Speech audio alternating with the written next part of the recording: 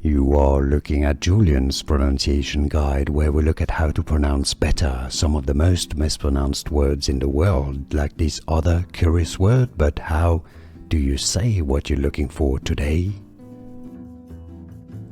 We are looking at how to pronounce this word and more confusing vocabulary in English many get wrong. Stay tuned to the channel to learn more. Now, in British English, this is usually said as immortal. Immortal. Stress on that second more syllable.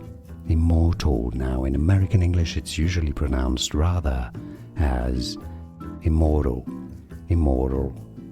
In American English. And now you know. Like this video if you found it useful. Appreciate your support. More videos for you here to learn more correct pronunciations. See you there. Thanks for watching. Here are more videos on how to pronounce more confusing words and names too many mispronounced. Like this video if you found it useful. Appreciate your support. I'll see you soon and thanks for watching.